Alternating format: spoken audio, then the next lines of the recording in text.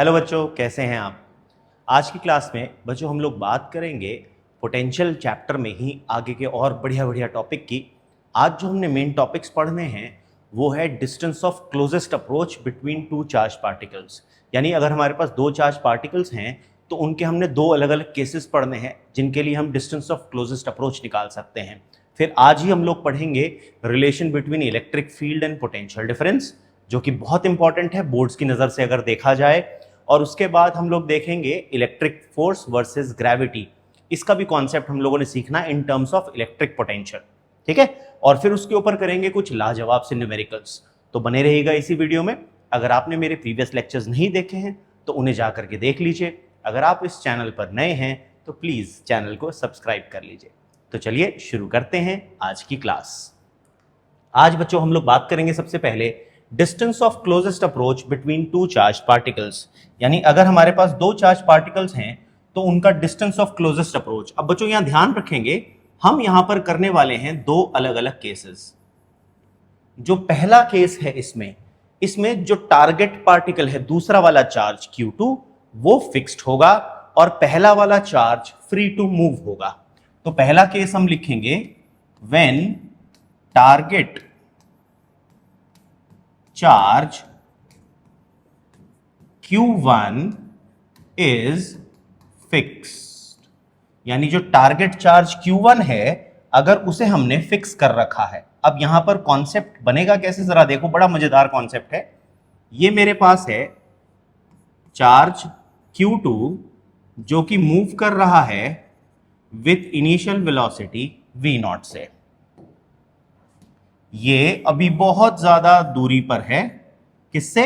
ये बहुत ज्यादा दूरी पर है फ्रॉम चार्ज। कौन सा चार्ज जी? दूसरा चार्ज जो हमारे पास है जिसको हम बोलते हैं एज Q1।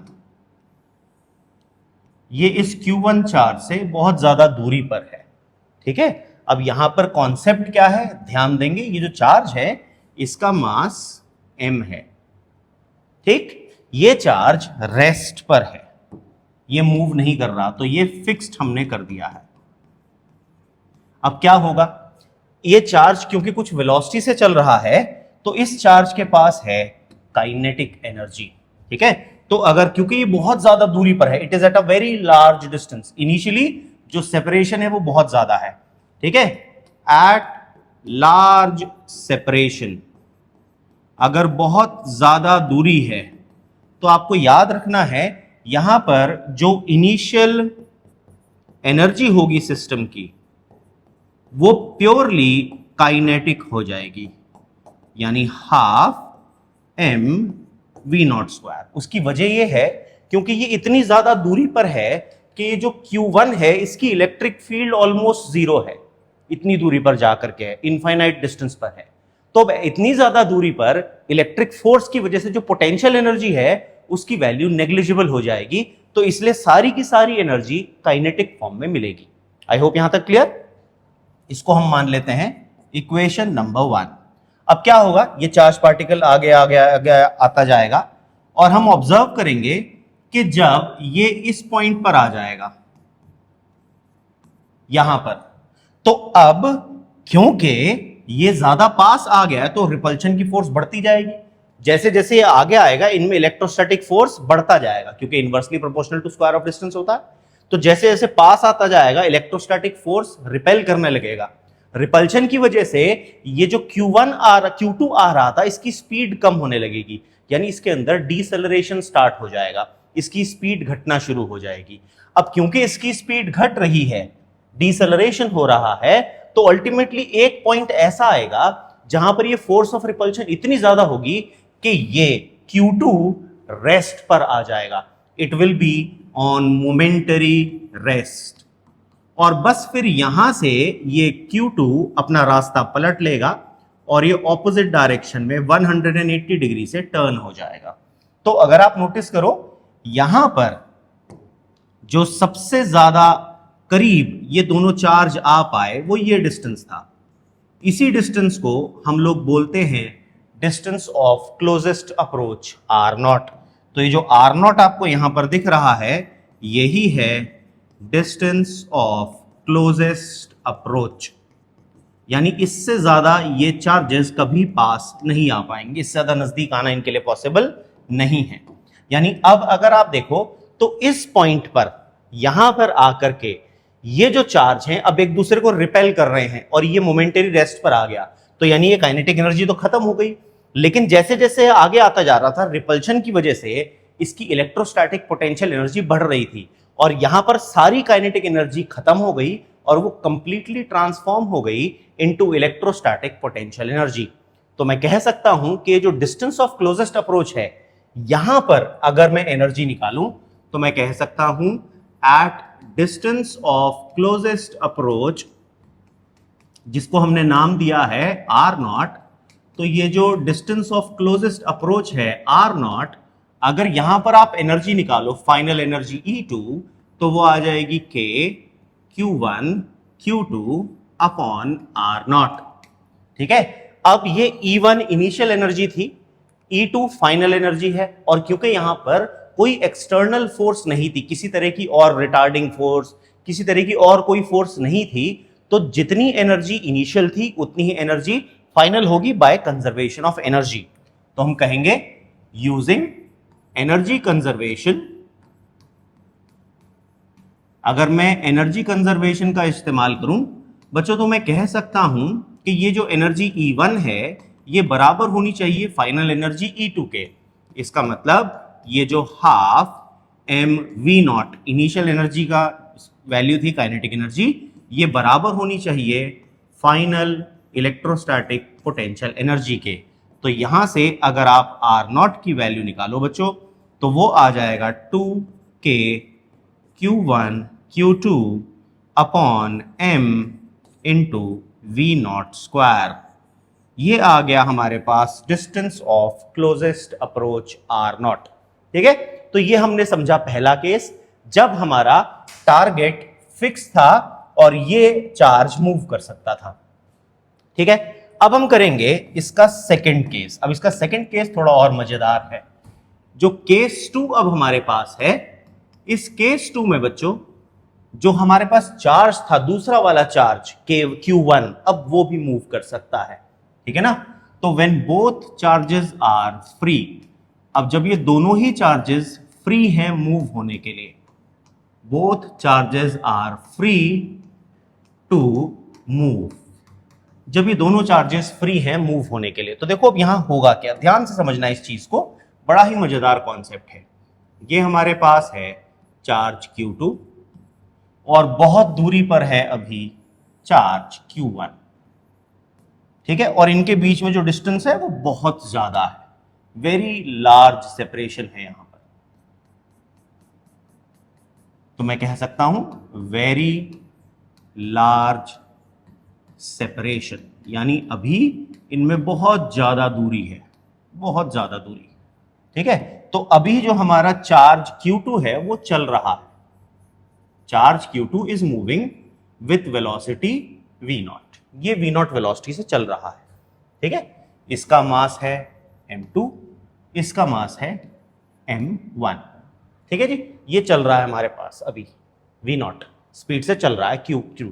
ठीक है, अब देखो यहां पर क्या होगा, अब क्योंकि लार्ज सेपरेशन है तो ये वाला चार्ज ऑलमोस्ट रेस्ट पर होगा, this charge will be at rest, और ये मूव कर रहा है।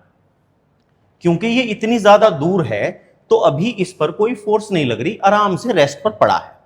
लेकिन जैसे जैसे ये चार्ज पास आता जाएगा, इस Q1 के ऊपर Q2 की वजह से रिपल्शन लगना शुरू होगी, और जब ये इसको रिपेल करेगा, देखो ये Q2 इसके पास आएगा तो इसको धक्का देगा। आपने ऑब्जर्व किया, अगर आप दो मैग्नेट्स को पास लाते हो सेम पोल्स को, तो थोड़ी दूरी पर तो कोई इफेक्ट नहीं होता, जैसे पास पास लाते हो दूसरी मैग्नेट छटक के पीछे जाती है कि नहीं। तो अब एग्जैक्टली Q1 के साथ भी यही होगा। Q2 जब दूर है तो कुछ नहीं हो रहा, Q1 रेस्ट पर पड़ा है, लेकिन जैसे जैसे जैसे जैसे पास आता जाएगा इस पर रिपल्शन लेगी और उसकी वजह से ये आगे मूव करना शुरू होगा। ठीक, तो इनिशियली इनके बीच में डिस्टेंस कम होगा और उसके बाद ये ऐसे चलना शुरू हो जाएगा और इससे ज्यादा पास नहीं आ पाएगा, क्योंकि इससे ज्यादा पास आएगा ये और आगे चला जाएगा, पास आएगा और आगे चला जाएगा। तो इनके बीच का डिस्टेंस एक जगह पर आकर के फिक्स हो जाएगा, उससे ज्यादा पास ये दोनों चार्जेस कभी नहीं आ पाएंगे। ठीक, तो उस केस में क्या होगा, ये तो इनिशियल स्टेट थी। जब ये पास आ जाएंगे तो ये हमारे पास होगा जी यहां पर Q2 और ये होगा हमारे पास Q1, ठीक। और अब ये दोनों सेम वेलोसिटी से चलने लग जाएंगे। इसकी वेलोसिटी v फाइनल, इसकी वेलोसिटी भी v फाइनल, और इनके बीच में अब ये जो डिस्टेंस होगा बच्चों, ये डिस्टेंस हो जाएगा हमारा distance of closest approach r0। बस इससे ज्यादा इनके बीच में डिस्टेंस पॉसिबल नहीं होगा। आई होप आपको ये बात समझ में आ गई है सोनो। एक बार ध्यान से समझो इस पूरे के पूरे कॉन्सेप्ट को। आई होप आपको यहां तक ये कॉन्सेप्ट क्लियर हो गया। यस और नो, है ना। अब देखिए, अब यहां पर हो क्या रहा है, अगर मैं कंजर्वेशन ऑफ मोमेंटम लगाऊं, यूजिंग मोमेंटम कंजर्वेशन, अगर हम लीनियर मोमेंटम का कंजर्वेशन देखें तो मैं ये कह सकता हूं कि यहां पर initial momentum equals to final momentum. अब जरा ध्यान दो, इनिशियल मोमेंटम किसका, भाई कौन मूव कर रहा था, पहला वाला चार्ज, ठीक है। और अब उसके बाद दोनों मूव करने लग गए तो दोनों के मासेस आ जाएंगे, है ना। तो अगर इसका मास m1 था, इसका मास m2 था, तो आपके पास इनिशियल मोमेंटम सिर्फ इसका होगा, तो मैं लिखूंगा m2 इंटू v0, और फाइनल मोमेंटम इन दोनों का होगा, तो आ जाएगा m1 plus m2 into v final, यही आ जाएगा।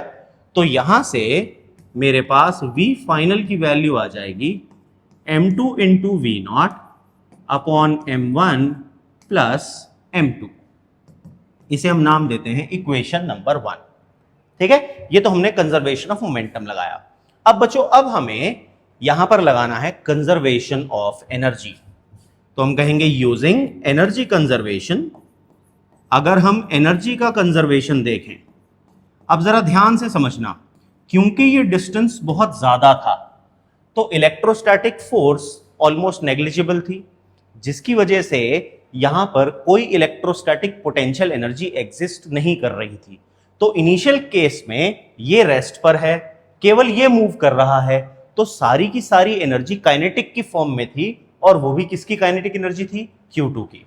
तो जो इनिशियल एनर्जी अगर आप लोगे E1, वो आएगी हाफ m2 इंटू v0 का स्क्वायर। बच्चों ये हमारे पास आ जाएगी initial energy of the system, ठीक। अब जो फाइनल एनर्जी आएगी वो दोनों चलने लग गए, तो आ जाएगा half m1 plus m2 into v final का स्क्वायर, ठीक। साथ में क्योंकि अब ये कुछ पास डिस्टेंस पर हैं, तो इनके पास इलेक्ट्रोस्टैटिक पोटेंशियल एनर्जी भी है, तो मैं लिख सकता हूं plus k Q1 Q2 upon R0, ठीक। इसे हम बोलेंगे equation number 2।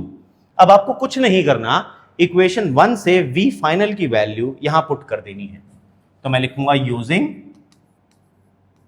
Equation 1 in equation number 2। तो अगर आप इक्वेशन 1 से वैल्यू इक्वेशन नंबर 2 में सब्स्टिट्यूट कर देते हैं तो आपके पास आ जाएगा हाफ m2 v0 का स्क्वायर बराबर हाफ m1 प्लस m2, और v फाइनल था हमारे पास ये, तो m2 into v0 square upon m1 plus m2 का whole square plus k Q1 Q2 upon R0। अब देखो क्या होगा, ये वाला जो स्क्वायर था इससे ये स्क्वायर कैंसिल हो जाएगा, ठीक।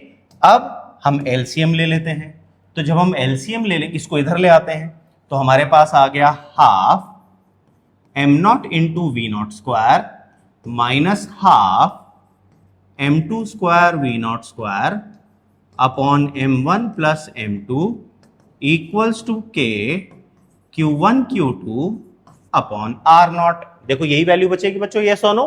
अब हमें इसका एलसीएम ले लेना है, तो जब हम इसका एलसीएम लेंगे, ये m2 m1 प्लस m2 इसका एलसीएम बन जाएगा, तो हम इसको लिखेंगे यहां पर नीचे 2m1 plus m2, combined LCM हमने ले लिया पूरे का ना, ठीक है। अब ये m1 प्लस m2 इससे मल्टीप्लाई हो जाएगा, तो आ जाएगा यहां पर, ये m2 था sorry, m1 m2 into we naught square, तो लिखूंगा m1 m2 into we naught square, plus आ जाएगा m2 square into we naught square, और आ जाएगा minus m2 square into we naught square, और आ जाएगा बराबर के q1 q2 upon r not के। अब ध्यान से देखो, ये प्लस और ये माइनस दोनों कैंसिल हो गए बच्चों, है ना। तो हमारे पास बचा m1 m2 वी नॉट का square upon 2m1 plus m2 बराबर आ जाएगा के q1 q2 upon r not के। तो यहां से आप डिस्टेंस ऑफ क्लोजेस्ट अप्रोच का फॉर्मूला निकालोगे तो आ जाएगा 2k q1 q2 m1 plus m2 divided by m1 m2 into we not का स्क्वायर। ये आ गया हमारे पास डिस्टेंस ऑफ क्लोजेस्ट अप्रोच। बच्चों समझ में आया सबको, ये सोनो? तो इस तरह से हम distance of closest approach calculate कर सकते हैं between any two charged particles. I hope आपको ये कॉन्सेप्ट समझ में आ गया। चलिए चलते हैं, हमारा नेक्स्ट टॉपिक है बच्चों इलेक्ट्रिक पोटेंशियल एंड ग्रेविटी। यानी अगर हम इलेक्ट्रिक पोटेंशियल और ग्रेविटी को साथ में देखें किस तरह से कॉन्सेप्ट बनता है, तो जनरली कॉन्सेप्ट क्या होता है यहां पर, बड़ा ही आसान सा कॉन्सेप्ट है। आपको एक फील्ड का रीजन दिया जाएगा, मान लीजिए आपसे कहा जाएगा ये रीजन है, यहां पर इलेक्ट्रिक फील्ड एक्ट कर रही है, ठीक। और इस रीजन में आपके पास एक चार्ज्ड बॉडी है जिसका मास है m और इस पर चार्ज है q, और इस रीजन में जो पोटेंशियल दिया गया है वो इस रीजन में दिया गया है, potential is v in this region, ठीक है। आपको बताना है इस पोटेंशियल की वैल्यू कितनी हो कि ये चार्ज्ड बॉडी अपनी हवा में टंगी रहे। तो भैया इसके लिए आप सिंपल सा कॉन्सेप्ट लगाएंगे। यहां पर दो फोर्स लग रही हैं, एक लग रहा है वेट और दूसरा लग रहा है इलेक्ट्रोस्टैटिक फोर्स Fe, ठीक है जी। अब हमें अगर इनको इक्विलिब्रियम में रखना है तो भैया इलेक्ट्रोस्टैटिक फोर्स बराबर होनी चाहिए किसके, वेट के, ठीक। तो हमें पता है कि अगर यहां पर इक्विलिब्रियम रखना है for the charged body to be in equilibrium, अपनी जगह पर टिके रखना है अगर इसको, तो ये जो इलेक्ट्रोस्टैटिक फोर्स है Fe ये बराबर हो जानी चाहिए वेट ऑफ द बॉडी के, ठीक है। अब जो इलेक्ट्रोस्टैटिक फोर्स है भाई वो होती है Q इंटू E, ठीक, इक्वल्स टू वेट होता है mg। अब यहां पर जो एडिशनल कॉन्सेप्ट आता है वो ये जो पोटेंशियल डिफरेंस है यहां पर, ये जरूर से दो प्लेट्स के बीच में पैदा किया होगा, ठीक है। तो यहां पर आपके पास दो चार्ज प्लेट्स हैं जो ये फील्ड बना रही थी, ठीक। तो आपको बताना है इन दोनों प्लेट्स के बीच में ये जो पोटेंशियल डिफरेंस है V, ये कितना हो ताकि आपकी ये बॉडी जो है ये हवा में टंगी रहे। तो आपको ये पोटेंशियल डिफरेंस कैलकुलेट करना है। तो यहां पर एक एडिशनल इंफॉर्मेशन आपको जरूरत पड़ती है बच्चों, वो है प्लेट्स के बीच का डिस्टेंस d, ठीक है। तो अब यहां पर जो मैं फॉर्मूला यूज कर रहा हूं ये मैं आगे अभी प्रूव करा दूंगा। ये जो इलेक्ट्रिक फील्ड होती है E, उसका फॉर्मूला होता है पोटेंशियल अपॉन डिस्टेंस। ये जो है एक्चुअली में फॉर्मूला होता है minus dv by dr, minus sign सिर्फ डायरेक्शन बताता है फील्ड की, तो हम यहां पर सिर्फ यूज कर रहे हैं उसका मैग्नीट्यूड, जो कि होगा potential difference between the plates divided by the distance या सेपरेशन बिटवीन द प्लेट्स। ये वैल्यू अगर मैं ऊपर इक्वेशन में सब्स्टिट्यूट कर दूं तो मेरे पास फॉर्मूला आ जाएगा Q into V upon D equals to mg। अब अगर आपको V की वैल्यू यहां से कैलकुलेट करनी है तो देखो कितनी आसानी से आ जाएगी। V की वैल्यू बच्चों आ जाएगी m into G into D divided by Q। ये है वो पोटेंशियल की वैल्यू जो आपको इन दोनों प्लेट्स के बीच में लगानी पड़ेगी ताकि आपकी ये जो बॉल है जिसका मास m और चार्ज q है ये हवा में फ्रीली सस्पेंडेड रहे, यानी इक्विलिब्रियम पोजीशन में फ्लोट करती रहे, ना नीचे गिरे ना ऊपर जाए। आई होप आपको ये कॉन्सेप्ट क्लियर हो गया। तो इस तरीके से हम इलेक्ट्रिक पोटेंशियल का भी यूज कर सकते हैं टू काउंटर बैलेंस ग्रेविटी। समझ में आ गया सबको ये कॉन्सेप्ट बच्चों? चलिए अब हम ये जो फॉर्मूला था E equals to dV by D R या minus dV by D R, चलिए इसे निकालते हैं। ठीक है, तो लिखिए relation between electric field and potential. ये होता है relation E equals to minus dV by D R. बच्चों याद रखना है कि ये जो small change in potential with distance dV by D R है, इसको बोला जाता है पोटेंशियल ग्रेडियंट। मैंने आपको क्लास 11th की क्लास में पढ़ाया था ये बात कि भैया फिजिक्स में दो बड़ी कॉमन सी टर्म्स होती हैं। अगर आप किसी क्वांटिटी के चेंज को स्मॉल डिस्टेंस से डिवाइड करते हैं तो उसे ग्रेडियंट बोला जाता है। याद करो क्लास 11th में टेम्परेचर ग्रेडियंट पढ़ा था, small change in temperature of a rod with change in distance. यानी अगर आप एक रॉड को एक मोमबत्ती पर रखते हो तो आपने ऑब्जर्व वैक्स वाला एक्सपेरिमेंट भी किया था पिंस टांग करके, है ना, तो वो टेम्परेचर ग्रेडियंट था क्योंकि आपने चेंज इन टेम्परेचर को डिस्टेंस से डिवाइड किया था। इसी तरीके से जब भी आप किसी क्वांटिटी को मल्टीप्लाई करते हैं बाय परपेंडिकुलर डिस्टेंस तो उसको बोला जाता है मोमेंट। जैसे moment of momentum R cross P linear momentum होता है ना। तो ये बड़ा कॉमन सा कॉन्सेप्ट है कि अगर आप डिस्टेंस से डिवाइड कर रहे हैं तो वी कॉल इट ग्रेडियंट, और अगर आप डिस्टेंस से मल्टीप्लाई कर रहे हैं तो we call it moment. Physics में ये कॉमन टर्म्स यूज होती हैं। ठीक है, तो अब हमें ये रिलेशन कैलकुलेट करना है, electric field equals to potential gradient, negative of potential gradient. तो चलिए बड़ा आसान सा कॉन्सेप्ट है, इसे कैलकुलेट कर लेते हैं, कोई ज्यादा मुश्किल कॉन्सेप्ट नहीं है। इसको हम दो तरह से समझ सकते हैं, चाहे तो आप दो सर्फेसेस लेकर के उसके फॉर्म में कर लें या दो पॉइंट्स की फॉर्म में कर लें, विच एवर सूट्स यू। तो आपको जौन सा भी मेथड सूट करेगा दोनों से इसको किया जा सकता है, रिजल्ट सेम ही आना है दोनों से। हमने कहा यहां पर कोई एक चार्ज है जो अपनी फील्ड बना रहा है, ठीक है, तो हमने क्या किया, हमने भैया ये इससे ऐसे डिस्टेंस ले लिया यहां पर। अब इस पर हमने दो पॉइंट्स ले लिए, एक पॉइंट है A और दूसरा पॉइंट है B। इन A और B के बीच की जो डिस्टेंस है वो बहुत छोटा है। कैसे? इनके बीच का जो डिस्टेंस है, यानी अगर मैं A से B की तरफ जाऊं तो ये जो स्मॉल सेपरेशन है इनके बीच का, ये बस dr है, वेरी स्मॉल सेपरेशन।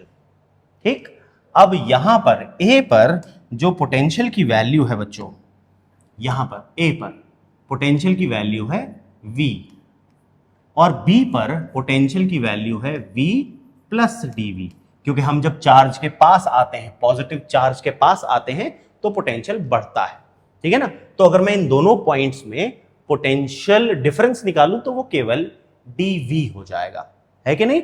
तो अब मान लेते हैं कि हम भैया अपने यहां पर एक चार्ज को, अपने एक प्यारे से छोटे से चूहे को, टेस्ट चार्ज को मूव कर रहे हैं, है ना भैया। जितने भी एक्सपेरिमेंट होते हैं वो टेस्ट चार्ज पर किए जाते हैं, तो हम कहते हैं हम अपने छोटे से टेस्ट चार्ज को Q0 को मूव कर रहे हैं फ्रॉम A टू B। ठीक, अब इस पर जो फोर्स लगेगी F, वो लगेगी Q0 into E, where E is the electric field. और इस फोर्स का जो वर्क डन होगा, भाई फोर्स तो इधर लग रही है ना उस पर, क्यों? क्योंकि देखो इलेक्ट्रोस्टैटिक फोर्स ऑफ रिपल्शन के अगेंस्ट में काम कर रहा हूं। यहां पर जो फोर्स लग रही है इस छोटे से टेस्ट चार्ज पर, वो लग रही है F, जो कि इधर है, और मैं मूव कर रहा हूं अगेंस्ट द इलेक्ट्रोस्टैटिक फोर्स। ठीक, तो जो छोटा सा वर्क हो जाएगा बच्चों dW, वो कितना हो जाएगा हमारे पास, हमें पता है dW की वैल्यू होगी F डॉट dr, क्योंकि मैं छोटे से डिस्टेंस dr से मूव कर रहा हूं। अब क्योंकि F इधर है, dr इधर है, तो थीटा हो जाएगा 180 डिग्रीज। तो मैं लिखूंगा F dr cos 180 डिग्रीज, जिसकी वैल्यू आ जाएगी माइनस F dr। F की वैल्यू डाल दो तो dW की वैल्यू आ गई minus Q0 E into dr। ये मेरे पास आ गया स्मॉल वर्क डन। ठीक है, अब अगर मैं पोटेंशियल की फॉर्म में समझूं, भाई अगर आप याद करो जो पोटेंशियल डिफरेंस था बिटवीन एनी टू पॉइंट्स, पढ़ाया था मैंने प्रीवियस लेक्चर में, नहीं देखा है तो जा करके देखो। उसमें मैंने आपको बताया था कि भाई अगर आप दो पॉइंट्स के बीच में चार्ज को मूव कर रहे हो तो चार्ज को मूव करने में जितना वर्क किया जाता है पर यूनिट चार्ज, उसी को बोलते थे पोटेंशियल डिफरेंस। तो अगर मैं using definition of potential difference. अगर मैं पोटेंशियल डिफरेंस की डेफिनेशन का इस्तेमाल करूं तो बच्चों मैं कह सकता हूं VB माइनस VA, यहां पर वर्क कितना हो जाएगा DW, और चार्ज कितना है Q नॉट लगाया है। अब अगर आप VB की वैल्यू डालो तो वो है V प्लस DV, और VA की वैल्यू डालो तो वो है V, तो यह आ जाएगा DW upon Q not. Yes और नो? तो यहां से आपके पास वैल्यू आ जाएगी DV equals to DW upon Q not. तो आप कह सकते हो यहां से बच्चों DW की जो वैल्यू आएगी वो आ जाएगी Q नॉट इंटू DV। इसको हम बोलेंगे इक्वेशन नंबर 1। तो देखो हमने पहले वर्क की फॉर्मूला निकाला F डॉट ds वाला कॉन्सेप्ट यूज करके, उसके बाद हमने वर्क का फॉर्मूला निकाला पोटेंशियल डिफरेंस का यूज करके। अब बात तो उसी वर्क की हो रही है DW की, तो मैं दोनों इक्वेशंस 1 और 2 से कह सकता हूं from equation number 1 and equation number 2 हम ये बात कह सकते हैं कि minus Q not into EDR बराबर है Q नॉट इंटू DV के। Q नॉट से ये Q नॉट कैंसिल, तो आपके पास E का फॉर्मूला बन गया बच्चों माइनस DV अपॉन DR। ये है formula for relation between electric field and potential gradient. I hope समझ में आ गया।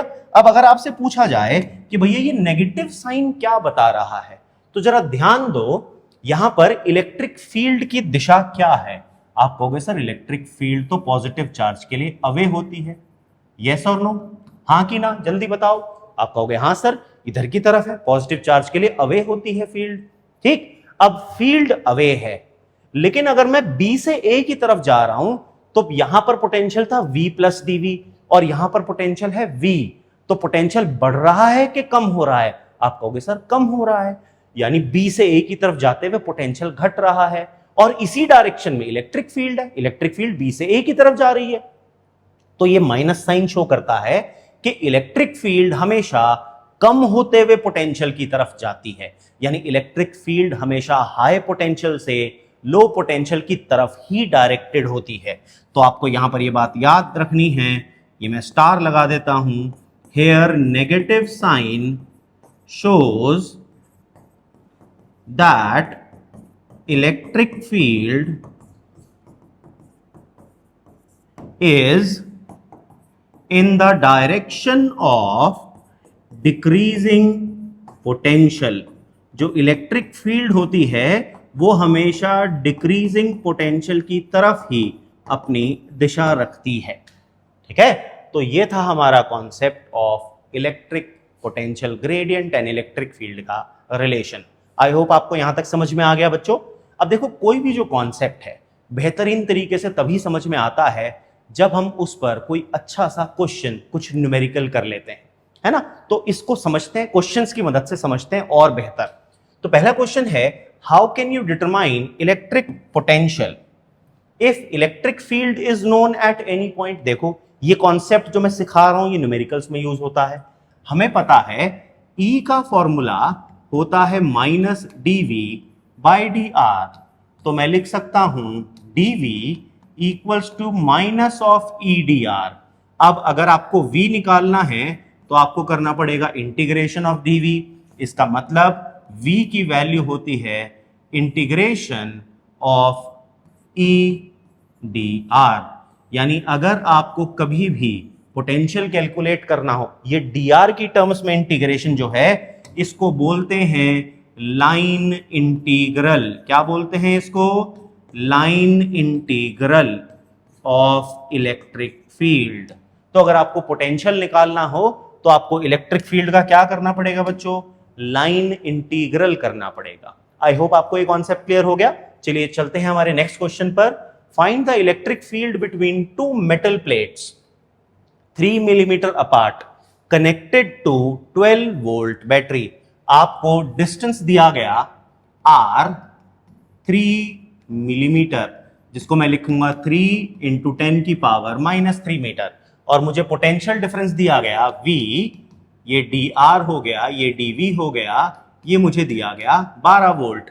अब जो इलेक्ट्रिक फील्ड है, मैग्नीट्यूड निकालना है हमने, तो E का फॉर्मूला हम लिखेंगे dV अपॉन dr, तो ये आ जाएगा 12/3 इंटू 10 की पावर -3, तो ये -3 ऊपर चला गया, तो इलेक्ट्रिक फील्ड आ गई बच्चों 4 इंटू 10 की पावर 3 वोल्ट पर मीटर। अब देखो यहां से समझ में आया तुम्हें इलेक्ट्रिक फील्ड की जो दूसरी यूनिट थी वोल्ट पर मीटर, क्योंकि dV वोल्ट, dr मीटर, यहां से बनता था ये फॉर्मूला वोल्ट पर मीटर। न्यूटन पर कूलम तो समझ में आ गया था, अब ये वोल्ट पर मीटर इस फॉर्मूला से डिराइव हुआ था, पोटेंशियल ग्रेडियंट वाले से।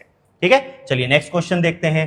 Calculate the voltage needed to balance an oil drop carrying 10 electrons when located between the plates of a capacitor which are 5 millimetre apart.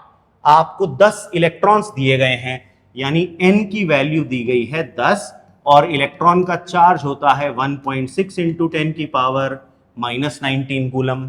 ठीक, आपको डिस्टेंस दिया गया है d, जिसकी वैल्यू है 5 mm, डिस्टेंस d है 5 मिलीमीटर, जिसको हम लिखेंगे 5 इंटू 10 की पावर -3 मीटर।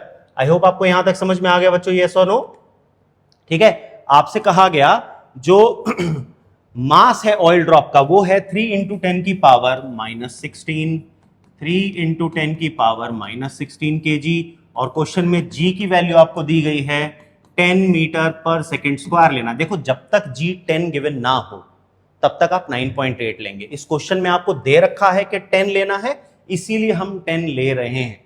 ठीक है, तो अब अगर आप याद करो, मैंने पोटेंशियल का फॉर्मूला क्या निकलवाया था आपको याद है, अभी हमने डिराइव किया था पोटेंशियल और वर्सेस इलेक्ट्रिक, वो जो फील्ड था हमारे ग्रेविटी का कॉन्सेप्ट था, याद है। उसमें हमने क्या फॉर्मूला देखा था, देखो ए, ये हमने निकाला था ना यहाँ पर, ए ये रहा mgd upon q, direct value डालनी है और आंसर आ जाएगा स्ट्रेट फॉरवर्ड।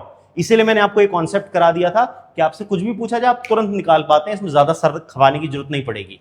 तो हमारे पास डायरेक्ट आंसर आ जाएगा mgd अपॉन v, ठीक है ना, ठीक है q, तो हमारे पास v की वैल्यू आ जाएगी बच्चों mgd अपॉन q। अब ये जो q है इसको क्वांटाइजेशन से लिख देंगे हम लोग mgd अपॉन ne। अब डायरेक्ट वैल्यू प्लेस कर दो, m 3 इंटू 10 की पावर -16, g 10, d की वैल्यू लेनी है हमें 5 इंटू 10 की पावर -3, n हमें दिया गया है 10 इंटू 1.6 इंटू 10 की पावर -19, तो v की वैल्यू आ जाती है 9.37 वोल्ट। आई होप आपको ये कॉन्सेप्ट क्लियर हो गया बच्चों, ये सुनो। अगर मेरा पढ़ाया आपको समझ में आ रहा है और फिजिक्स अब आपको आसान लगने लगी है तो प्लीज़ इस चैनल को सब्सक्राइब कर लीजिए। अपने प्यारे प्यारे कमेंट्स ज़रूर से मुझे कमेंट बॉक्स में दीजिएगा। आपको कैसा लग रहा है, मेरा पढ़ाया आपको समझ में आ रहा है तो प्लीज़ कमेंट ज़रूर कीजिएगा इस वीडियो पर। इस चैनल को सब्सक्राइब कर लीजिए और अगर वीडियो अच्छी लगी तो अपने दोस्तों के साथ शेयर ज़रूर कीजिएगा। मिलते हैं हमारी अगली क्लास में, तब तक के लिए जय हिंद।